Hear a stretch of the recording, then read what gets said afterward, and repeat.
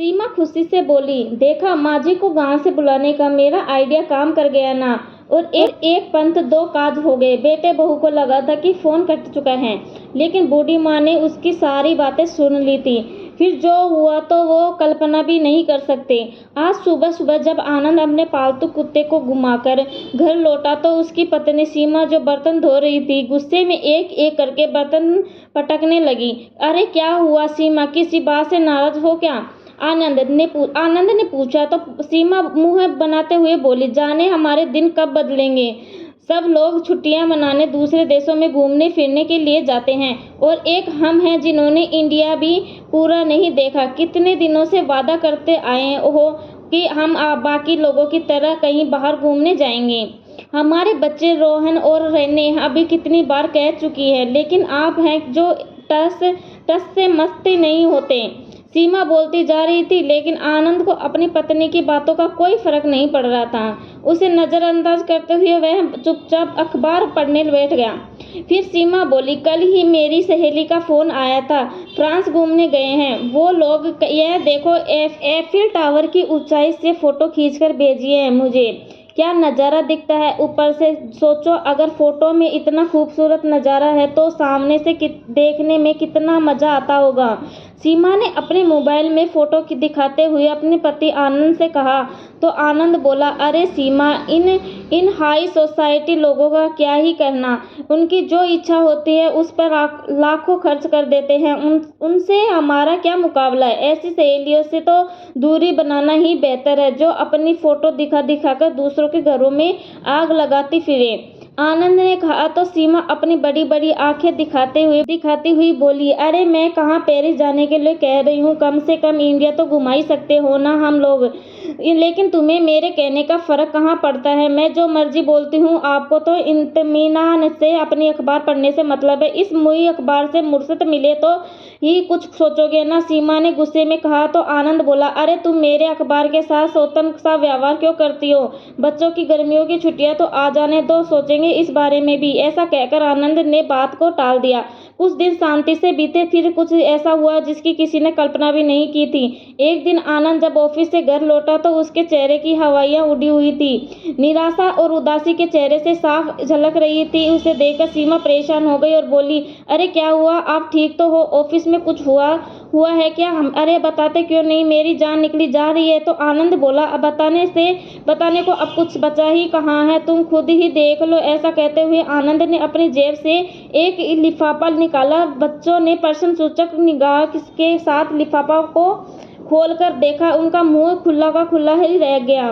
फिर सीमा बेचैनी से बोली, अरे तुम तो बताओ क्या हुआ है। किसी ने कुछ नहीं बोला तो सीमा ने वह लेटर लिया और पढ़ने लगी तो आश्चर्यचकित रह गई। चेहरे पर खुशी की लहर दौड़ गई। अविश्वसनीय भाव भंगिमा से उसने आनंद की ओर देखा और बोल उठी, क्या सच में आपका प्रमोशन हो गया है?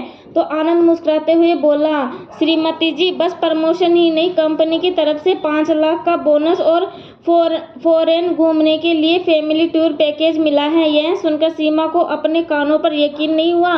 फिर आनंद ने कहा, तो मैडम कैसा लगा हमारा सरप्राइज? चाहे देर से ही सही, लेकिन आपकी ख्वाहिश तो पूरी कर ही देंगे।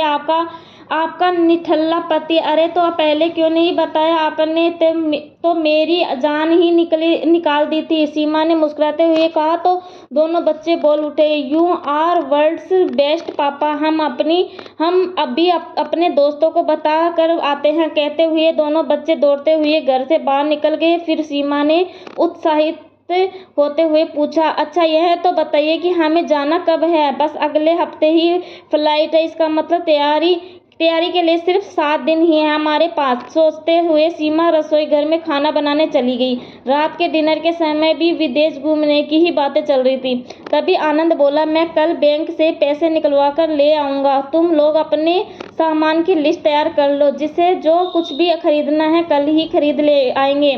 आनंद ने इतना कहने की देरी थी कि दोनों बच्चे अपनी अपनी फरमाइश बताने लगे। और हमेशा की तरह दोनों बच्चों को बोलते देख उसका कुत्ता शेरू भी भौंकने लगा। उसी समय आनंद और सीमा का ध्यान उनके कुत्ते की ओर गया और दोनों एक दूसरे की ओर हैरानी से देखने लगे। फिर आनंद बोला, सीमा हम विदेश जाएंगे तो शेरू को कहाँ छोड़ेंगे? फिर सीमा भी सोच में पड़ गई और बोली, इस बात का तो मुझे भी ख्याल नहीं आया। सब लोग सोच विचार में पड़ गए और आखिर में क्या किया जाए। तभी बच्चे बोल उठे, मम्मी शेरू को नानी के घर छोड़ देते हैं।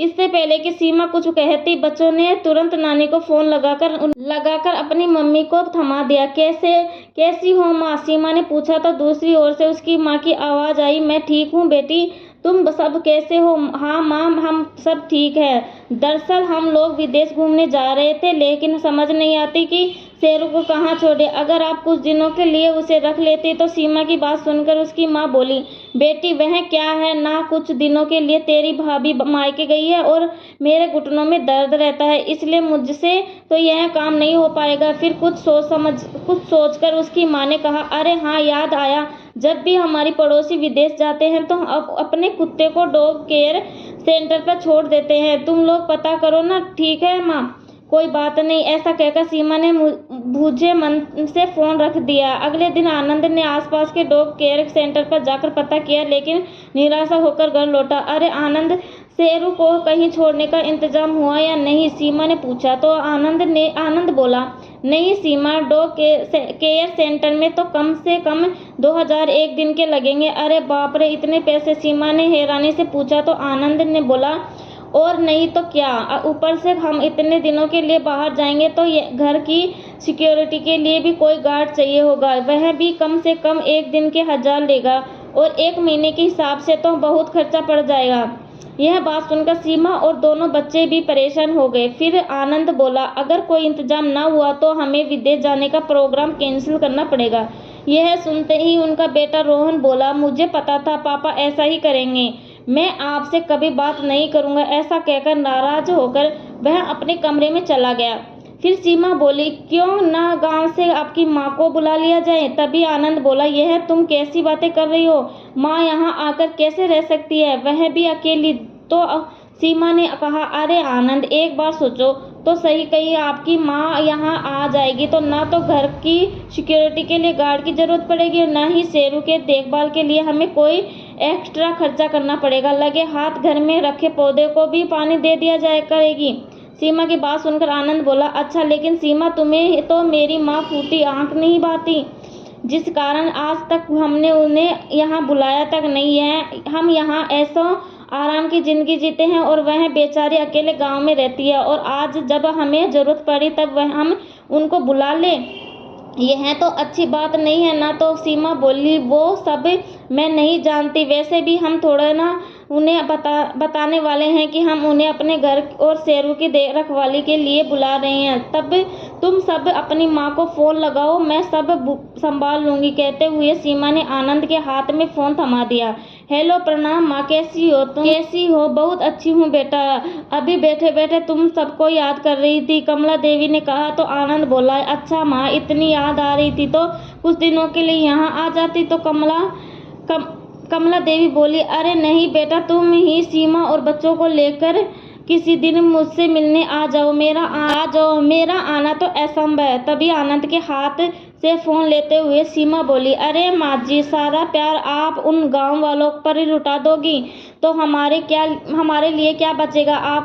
आपके पोता पोती को आपके प्यार की ज़रूरत है। अरे बहू, मैं तो हमेशा तुम लोगों को मन ही आशीर्वाद देती रहती हूँ, कमला देवी ने कहा। तो सीमा बोली, ऐसे दूर से आशीर्वाद देने से क्या होगा अम्मा जी, आपके बच्चों को आपके प्यार के और साथ की ज़रूरत है। कल आपके पोता पोती भी आपको बहुत याद कर रहे थे। रोहन तो आपको याद करते करते रोने लग गया।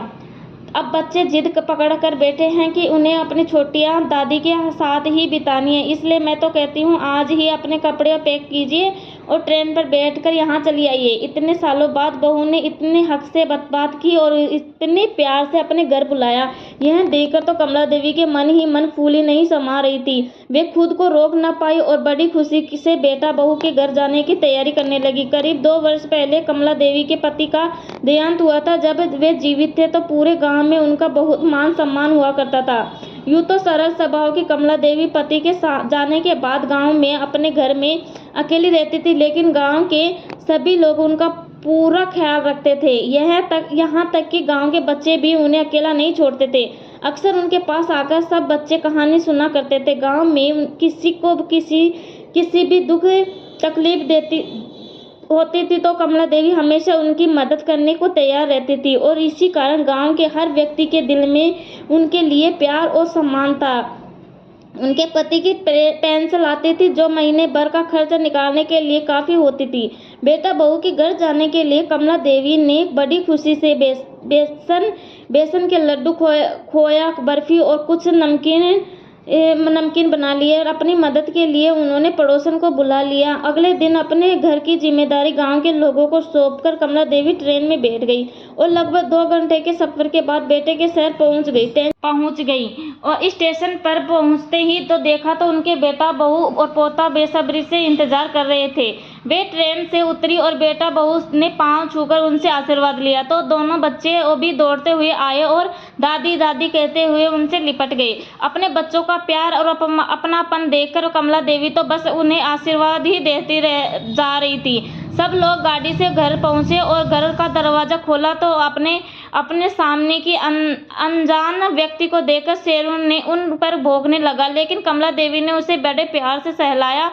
तो वह बिल्कुल शांत हो गया। यह देखकर सीमा तो ऐसे खुश हो गई जैसे उसे कोई खजाना मिल गया हो। आखिर उनके जाने के बाद शेरू को कमला देवी को ही तो संभालना था। गांव में सरल और सादगीपूर्ण जीवन जीने वाली कमला देवी बेटा बहू के घर तरह के सुख सुविधाएं देखकर हैरान थी। आनंद उनका हर तरीके से ख्याल रख रहा था। तो वहीं दोनों बच्चों ने भी अपनी दादी का खूब मन लगाकर रखा। 3-4 दिन ऐसे ही चला। फिर एक दिन सीमा कमला देवी को घर का सारा काम समझाने लगी। शेरू को खाने में क्या पसंद है, उनका खाना कहाँ रखा है, घर का राशन सामान कहाँ है, वगैरह वगैरह। और हाँ माँ जी, सुबह शाम शेरू को पार्क में सैर करवाने भी ले जाना। आपकी सेहत भी ठीक रहेगी और शेरू भी घर में गंदगी नहीं फैलाएगा। उसकी बातें सुनते हुए कमला देवी कभी काम समझने लगती तो कभी प्रश्नवाचक निगाह से सीमा की ओर देखने लगती।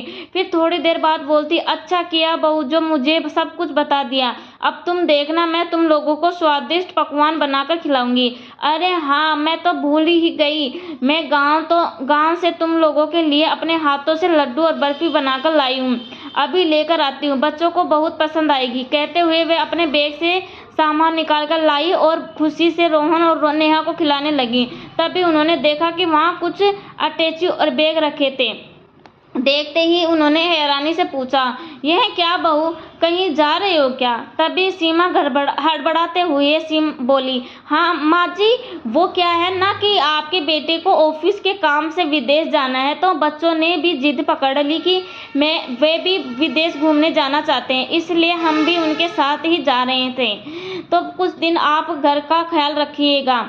लेकिन कमला देवी यह सुनकर और भी आश्चर्यचकित हो गई। तो आनंद बोला, वो क्या है ना माँ, अचानक ही प्रोग्राम बन गया, हमें कल सुबह ही निकलना है, तो आप सब कुछ संभाल लेना, हम 10-12 दिन में ही वापस आ जाएंगे। ऐसा कहकर सब लोग अपनी अपनी तैयारी में लग गए और अगली सुबह कमला देवी को शेरू के साथ छोड़कर वे सब लोग एयरपोर्ट के लिए निकल गए। यह देखकर कमला देवी को अच्छा तो नहीं लगा, लेकिन कुछ ही दिनों की बात है, यह सोचकर उन्होंने अपने मन को समझा लिया।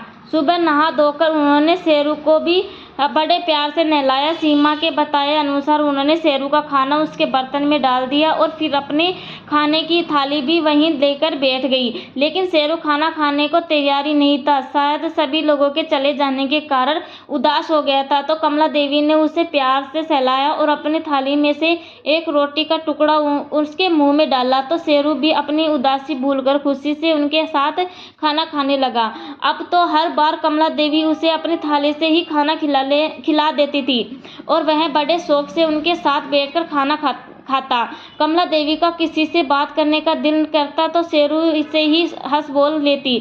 धीरे धीरे उन दोनों की अच्छी दोस्ती हो गई।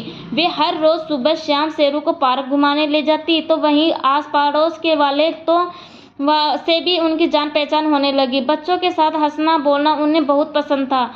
पड़ोस के सभी बच्चे उन्हें दादी दादी कहकर पुकारते तो उन्हें भी अच्छा लगता। अक्सर बच्चे उनके घर पर आ जाते तो कभी लूडो कैरम खेलते तो कभी दादी से कहानी सुनने लगते। कभी कमला देवी काम में व्यस्त होती तो बच्चे शेरू के साथ खेलने लगते। कमला देवी जो मिठाई अपने पोता पोती के लिए लेकर आई थी वहीं उन बच्चों को देती तो सभी बड़े चाव से खाते। इन सब बातों में दिन कब निकल जाता उन्हें पता भी नहीं लगता था। एक रात जब वे बिस्तर पर सोने गई तो उन्हें किसी बच्चे के रोने की आवाज़ सुनाई दी। काफ़ी देर हो गई थी लेकिन वह बच्चा रोए जा रहा था। वे बाहर निकलती तो देखा कि बच्चे के मम्मी पापा घर के आंगन में उसे लेकर घूम रहे थे और बहला फुसला रहे थे। चुप करवाने की कोशिश कर रहे थे लेकिन बच्चा किसी प्रकार से शांत नहीं हो रहा था। वे दोनों बहुत परेशान हो गए। देखिए ना अम्मा जी, न जाने क्या हुआ है, बस रोए जा रहे हैं, बच्चे की माँ ने कमला देवी से कहा। तो कमला देवी उसे तुरंत अंदर लेकर आई और उसका नाभि और पेट पर हींग लगाने लगी। थोड़ी देर में बच्चा बिल्कुल चुप हो गया और कमला देवी उनके साथ उसकी भाषा में बोलने लगी तो वह खिलखिलाने लगा। बच्चे की मम्मी पापा यह देखकर हैरान हो रह गए। अरे अम्मा जी, आप तो कमाल की जादूगर हैं। आपके साथ में हाथ में आते ही बच्चा हंसने लगा। कहते हुए वे दोनों तो कमला देवी का धन्यवाद करते हुए थकी नहीं रहे थे। अरे बहू, छोटे बच्चों को कभी कभी गैस बन जाती है जिस कारण वे रोने लगते हैं और हम परेशान हो जाते हैं कि न जाने क्या हो गया है बच्चे को। अब तुम जाकर आराम से सो जाओ, यह परेशान नहीं करेगा। कहते हुए कमला देवी भी अंदर आ गई। सोचने लगी बेटा बहू को गए हुए बहुत दिन बीत चुके हैं लेकिन अभी तक ना तो वे लोग आए ना ही उन्होंने फोन करके कुछ बताया कि वे कैसे हैं और कब आने वाले हैं, यह पूछने के लिए भी कि वे लोग कैसे हैं। कमला देवी ने अपने बेटे आनंद को फोन लगाया लेकिन फोन लग ही नहीं रहा था। न जाने बच्चे कब आएंगे, मुझे तो कुछ दिन का कहकर गए थे। सोचते हुए कमला देवी बिस्तर पर जाकर लेट गई। एक सुबह जब कमला देवी शेरू को पार्क लेकर गई तो वहीं सीमा की सहेली मंजू भी पार्क में आई हुई थी। शेरू के साथ किसी अनजान बूढ़ी औरत को देखकर वह हैरान हुई तो किसी पड़ोसन ने उसे बताया कि ये सीमा की सासू माँ है जो गांव से आई है। तो मंजू उससे मिलने आ गई। प्रणाम आंटी जी, मैं सीमा की सहेली हूँ, यहीं पास में रहती हूँ, मंजू ने कहा। तो कमला देवी ने मुस्कुराते हुए उसे आशीर्वाद दिया। मंजू बोली, यह आपने बहुत अच्छा किया आंटी जी जो यहाँ आ गई, नहीं तो मेरी सहेली सीमा का विदेश घूमने का सपना तो सपना ही रह जाता। तो कमला देवी हैरानी से बोली, मैं कुछ समझी नहीं बेटा। फिर मंजू ने कहा, अच्छा वह सब कुछ छोड़िए आंटी जी, यह बताइए वे लोग यहाँ वापस किस दिन आ रहे हैं। यह तो मुझे मालूम नहीं बेटी, मुझे तो उन्होंने बताया था कि 10 दिन के भीतर आ जाएंगे लेकिन 2 सप्ताह होने को आए हैं। मंजू ने कहा, नहीं आंटी जी, मुझे तो सीमा ने यही बताया था कि कम से कम 1 महीना तो लग ही जाएगा। तो कमला देवी हैरानी से बोली, 1 महीना? लेकिन मुझे तो उन्होंने कहा था कि जल्दी आ जाएंगे। नहीं आंटी जी, आपको कोई गलतफहमी हुई है। अच्छा मैं चलती हूँ। इतना कहकर मंजू तो वहाँ से चली गई। लेकिन कमला देवी सोच विचार में पड़ गई। शेरू को लेकर वह घर वापस लौटने लगी तभी देखा कि मोहल्ले में शोर शराबा हो रहा था। वे जल्दी से वहाँ गई और कारण पूछने का पता चला कि उसी मोहल्ले में रहने वाले रामदीन के घर में चोरी हो गई है। अगले हफ्ते उसकी बेटी की शादी थी और सारे गहने चोर चुरा कर ले गए। यह सुनकर कमला देवी को बहुत दुख हुआ। परिवार के लोग बेचारे कितने परेशान होंगे, इसी सोच में डूबी कमला देवी ने शेरू को लेकर अपने घर वापस आ गई। घर पहुंची तो तभी फोन की घंटी बजी। कमला देवी ने फोन उठाया तो उनके बेटे आनंद की आवाज़ थी।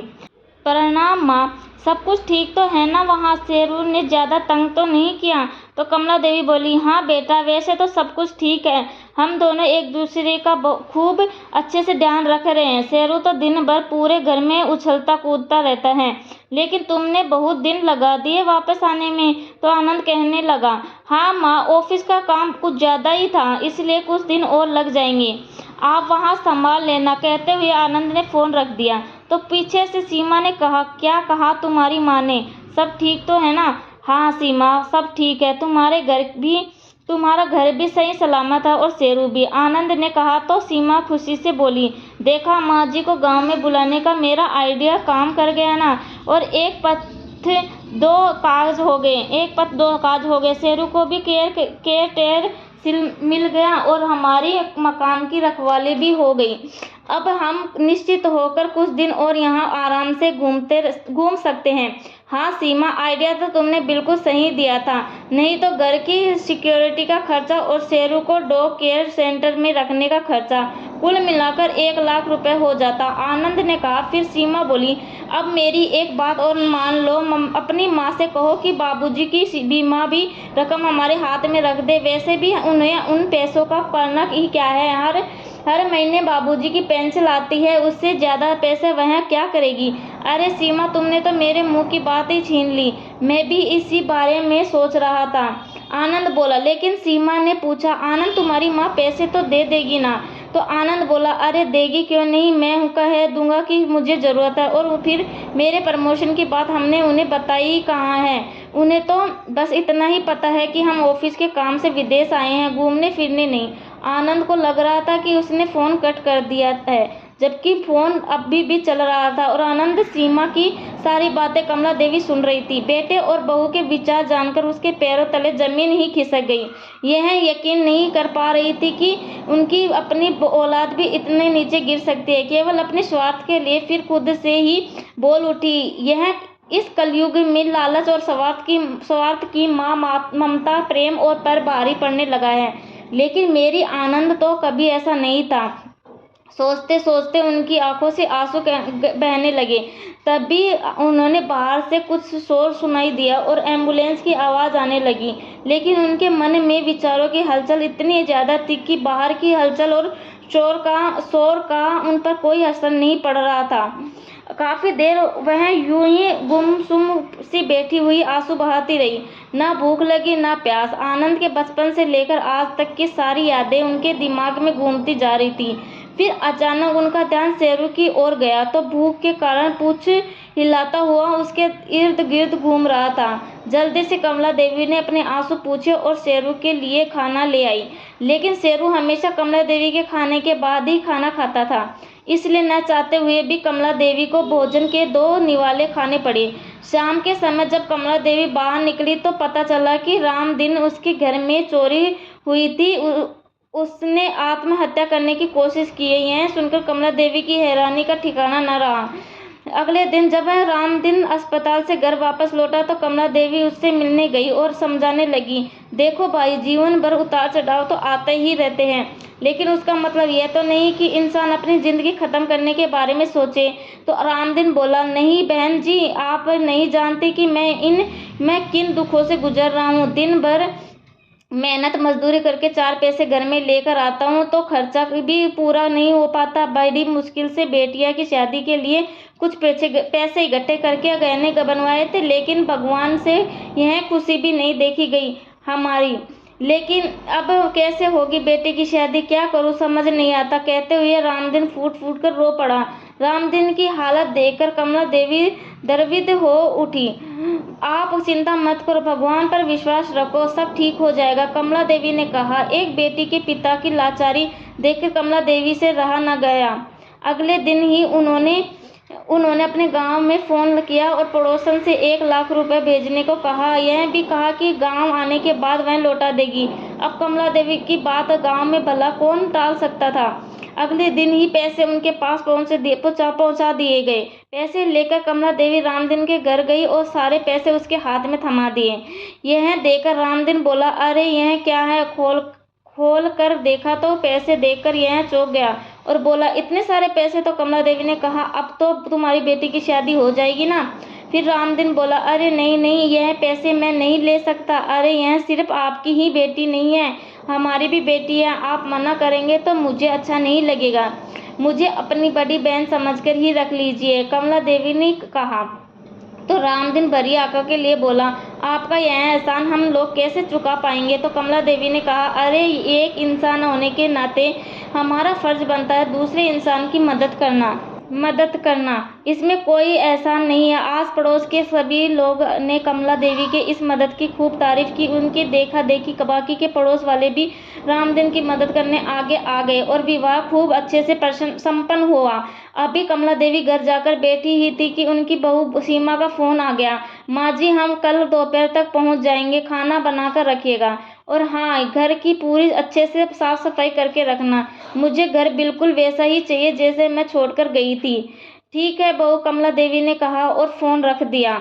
अगली सुबह कमला जी कुछ ज्यादा ही जल्दी उठ गई थी। आज उनके पति की बरसी थी, इसलिए मंदिर जाने के लिए वह सुबह सवेरे नहा धोकर तैयार हो गई।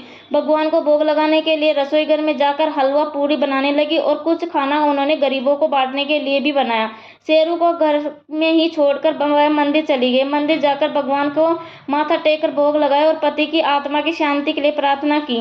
मंदिर के बाहर आई तो सभी गरीब लोगों को भोजन बांटने लगे। तभी उनकी नजर वहीं बैठी एक वृद्ध महिला पर पड़ी। जैसे ही वह खाना देने के लिए उसके पास जाने लगी, तभी उसने अपने चेहरा साड़ी के पल्लू से छुपा लिया। कदकाठी से वह महिला उन्हें जानी पहचाने लगी।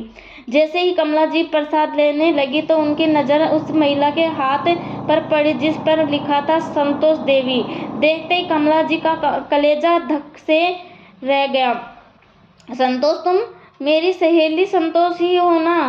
कहते हुए उन्होंने पल्लू हटाया तो आंसुओं से भरी आंखों के लिए संतोष जी उनसे नजरें नहीं मिला पा रही थी। यह सब कैसे हो गया संतोष? तुम तो अपने बेटों के साथ बहुत खुशी से थी, गांव छोड़कर उसके साथ शहर में आई थी और बहुत आराम से रह रही थी। तो संतोष जी रोते हुए बोली, क्या बताऊं कमला, दोनों बेटों की बड़ी शहर में अच्छी नौकरी लग गई थी तो वह स्वयं को धन्य समझने लगे थे।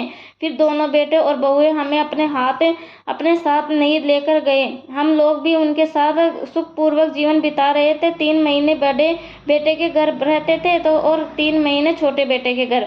कुछ ही महीने पहले पति का देहांत हो गया तो बेटे ने गांव वाला मकान बेचने की जिद पकड़ ली। सब गांव वालों ने कितना रोका मुझे कि अपने जीते जी अपने हाथ काट कर बच्चों को मत दो, लेकिन मैं ही नहीं मानी।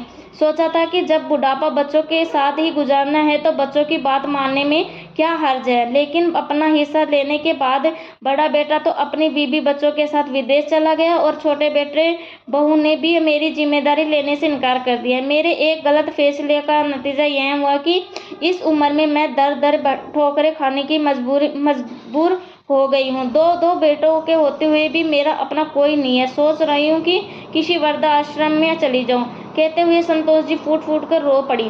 कमला जी ने उनके आंसू पूछे और कहा, अरे वृद्धाश्रम क्यों, तुम मेरे साथ चलो। कमला जी अपनी सहेली को घर लेकर आई। संतोष, मैं नाश्ता बनाती हूँ, तब तक तुम हाथ मुंह धोकर आ जाओ और यह लड्डू खाओ, मैंने अपने हाथों से बनाए हैं। बच्चों के लिए लेकर आई थी लेकिन उनके पास तो समय ही नहीं था। लड्डू खाने के लिए विदेश जाना था। कहते हुए कमला जी की आंखें भर आई और वह नाश्ता बनाने रसोई में चली गई। बातचीत करते हुए दोनों सहेलियों ने नाश्ता किया। उसी समय दरवाजे की बेल बजी। कमला जी ने दरवाजा खोला तो सामने सीमा और आनंद खड़े थे। लेकिन अपने घर में किसी अजनबी को देखकर सीमा प्रश्नवाचक निगाहों से कमला जी की ओर देखने लगी। तो कमला जी बोली, बहू, यह मेरी सहेली है, बेचारी बहुत परेशान थी, दुखी थी, इसलिए इसे मैं अपने साथ। कमला जी अपनी बात पूरी कर पाती इससे पहले ही सीमा चिल्ला पड़ी, हाँ, हमने तो यहाँ धर्मशाला खोल रखी है न, जो किसी को भी घर के अंदर लाकर ले आई हो। और वैसे ही कितने दिनों से चल रही है ये समाज सेवा। यह तुम क्या कह रही हो बहू? कमला जी हैरानी से बोली। तो आनंद ने कहा, माँ ठीक ही तो कह रही है सीमा, यह हमारा घर है, कोई वृद्धाश्रम नहीं। यह सुनकर कमला जी हक्की बक्की रह गई और फिर बोली, हाँ वैसे तो ठीक ही कहा तुमने, यह तुम्हारा घर है, मेरा नहीं, क्योंकि मुझे तो तुम लोगों ने इस घर में इसलिए बुलाया था ताकि मैं तुम्हारी अनुपस्थिति में इस घर की शेरों की रखवाली कर सकूं। यह चौकीदारी से ज़्यादा हैसियत कहाँ है मेरी। फिर मैं किस हक से अपनी सहेली को यहाँ लेकर आ गई। अब जब इस घर की मालकिन घर से वापस लौट चुके हैं तो इस चौकीदारी का क्या काम। तुम्हारे घर में शायद हम जैसे लोगों के लिए कोई जगह नहीं है, लेकिन मेरे गांव में और गांव वालों के दिल में बहुत जगह है। शाम की ट्रेन से अपनी सहेली को लेकर अपने गांव लौट जाऊंगी। कहते हुए कमला जी की आंखों से आंसू की धारा बहने लगी। तो रोहन और नेहा दादी को लेकर लिपट गए और रोते हुए बोले, नहीं दादी, आप हमें छोड़कर नहीं जाएंगी। बच्चों की मासूमियत भरी बातें सुनकर कमला जी दोनों बच्चों को चूमते हुए बोली, अरे बेटा, मैंने तुम लोगों से मिल लिया, इतना ही बहुत है मेरे लिए। मेरा प्यार और आशीर्वाद हमेशा तुम्हारे साथ रहेगा। बस मेरी एक बात हमेशा याद रखना, जिंदगी के हर मोड़ पर माँ बाप ही होते हैं जो बिल्कुल निस्वार्थ भाव से अपने बच्चों का भला चाहते हैं। हर मुसीबत में अपने बच्चों का साथ देते हैं। बदले में वह अपनी औलाद से किसी चीज की उम्मीद नहीं करते। आंख मूंद कर वह अपने बच्चों पर विश्वास करते हैं। इसीलिए तुम दोनों अपने मम्मी पापा पे विश्वास को बिल्कुल मत तोड़ना, क्योंकि यह जब विश्वास टूटता है ना तो माँ बाप को बहुत दुख होता है। कमला जी की बात सुनकर सीमा और आनंद को अपनी गलती का एहसास होने लगा। तभी कमला जी अपनी बहू सीमा से बोली, ध्यान से देख लो बहू, तुम्हारा घर बिल्कुल वैसा ही है जैसा तुम छोड़कर गई थी। फिर भी अगर इस काम वाली बाई से कोई कमी रह गई हो तो माफ कर देना। नहीं माँ जी, यह आप कैसी बातें कर रही हैं। सीमा ने कहा तो कमला जी बोली, मुझे सब मालूम पड़ गया है बहू। अचानक मेरे लिए तुम्हारे मन में प्यार कैसे उमड़ आया था जो मुझे यहाँ बुला लिया था। तो आनंद बोला, माँ, हमने तो बहुत सोचा था लेकिन कुछ समझ में ही नहीं आ रहा था। कमला जी ने कहा, दुख तो मुझे यह सोचकर हो रहा है कि आज तुम अपनी माँ के प्यार को ही नहीं समझ पाए। और बहू, तुम तो एक माँ हो ना, फिर भी तुमने माँ की ममता के साथ ऐसा खिलवाड़ किया। अगर मुझे साफ साफ कह देते तो क्या मैं तुम्हारी मदद के लिए ना आती। अरे मेरी तो जान हाजिर है तुम लोगों के लिए। फिर क्यों खिलवाड़ किया मेरी भावनाओं के साथ। और हाँ बेटा, तुम्हारे बाबूजी के बीमे के जिन पैसों पर तुम्हारी नज़र है, उन पैसों को हासिल करने के लिए कोई नया नाटक मत करना। जब मांगोगे मैं दे दूंगी। कमला जी की यह बात सुनकर आनंद और सीमा शर्मिंदगी के कारण स्वयं को जमीन में रगड़ने जैसी स्थिति में आ पड़े थे। बिना देरी किए कमला जी ने अपना बैग उठाया और अपनी सहेली के साथ घर से बाहर निकली तो आनंद और सीमा की आंखों से आंसू बह निकले। उसी समय साथ वाले घर में रहने वाली उनकी पड़ोसन भी आ गई और बोली, अरे माँ जी, आप जानिए, आपके रहते हमें किसी बात की कोई परेशानी नहीं थी। मेरे सास ससुर नहीं हैं और तो मुझे तो आप में ही ममता की मूरत दिखाई देती है। अब आप भी चली जाएंगी। सामने से आते हुए रामदीन ने उन्हें देखा तो वह भी उनके पास चला आया और बोला, आपने हम पर जो उपकार किया है वह जिंदगी भर नहीं भूलेंगे। कहते हुए वह कमला जी के चरण छूने लगा तो कमला जी मुस्कुराते हुए बोली, अरे नहीं, मैंने कोई उपकार नहीं किया। मैं तो समझती हूँ आपने अपनी सेवा का मौका देकर मुझ पर उपकार किया है। उसी समय रोहन और नेहा के साथ मोहल्ले के सारे बच्चे भी इकट्ठे हो गए और सभी एक ईश्वर में बोले, दादी मत जाइए ना। सब लोगों को इतना प्यार देखकर कमला जी की आंखें आंसुओं से भर आई। तभी सीमा और आनंद उनके सामने भरी आंखों से हाथ जोड़कर खड़े हो गए और आनंद बोला, माँ जी, हमें माफ़ कर दीजिए। मैं जानता हूँ हमने गलती की है, ऐसी ही की है जिसकी कोई माफ़ी नहीं है। लेकिन आप तो माँ है ना, जो अपनी औलाद की हर छोटी बड़ी गलतियाँ माफ़ कर देती है। मैं अपनी गलती का प्रायश्चित करना चाहता हूँ माँ, बस एक मौका दे दो अपनी सेवा करने का। तो सीमा बोली, माँ जी, हमें छोड़कर मत जाइए ना, आप दोनों ही यहीं रहिए। मैं वादा करती हूँ हम लोग आपको शिकायत का मौका नहीं देंगे। तो कमला जी ने कहा, अरे मेरे बच्चे, तुम्हें अपनी गलती का एहसास हुआ, मेरे लिए इतना ही काफ़ी है। मुझे तुमसे कोई शिकायत नहीं है, लेकिन मुझे गाँव तो जाना ही पड़ेगा। वहाँ मेरा अपना घर है, जहाँ जाकर मुझे सुकून मिलता है। हम दोनों बहनें वहाँ खुशी से अपना बाकी का जीवन बिता लेंगे। कमला जी ने सभी बच्चों के सिर पर प्यार भरा हाथ रखा और सब लोगों को खूब आशीर्वाद दिए। जैसे ही वह ऑटो में बैठने लगी तभी उन्हें एहसास हुआ कि कोई पीछे से उन्हें रोक रहा है। मुड़कर देखा तो शेरू ने उनका पल्लू पकड़ा था। उन्होंने देखते हुए कमला जी की आंखें भर आई।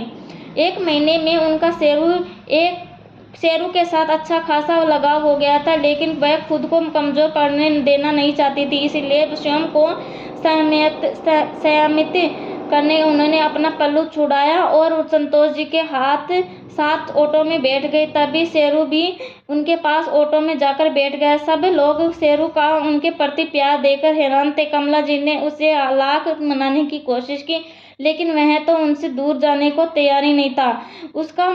उसका ऐसा व्यवहार देखकर कमला जी उसे सहलाते हुए बोली, इंसान भले समझना समझे, लेकिन ये बेजान जानवर प्यार की भाषा खूब ही समझता है। यह शेरू मेरे साथ ही रहेगा। कहते हुए कमला जी ने ऑटो वाले को चलाने का इशारा किया और गांव के लिए निकल गई। तो दोस्तों, आपको यह कहानी कैसी लगी, लाइक कमेंट करके जरूर बताइए और चैनल को सब्सक्राइब करना बिल्कुल ना भूले। मिलते हैं एक नई कहानी के साथ। बहुत बहुत धन्यवाद। जय श्री कृष्णा। राधे राधे।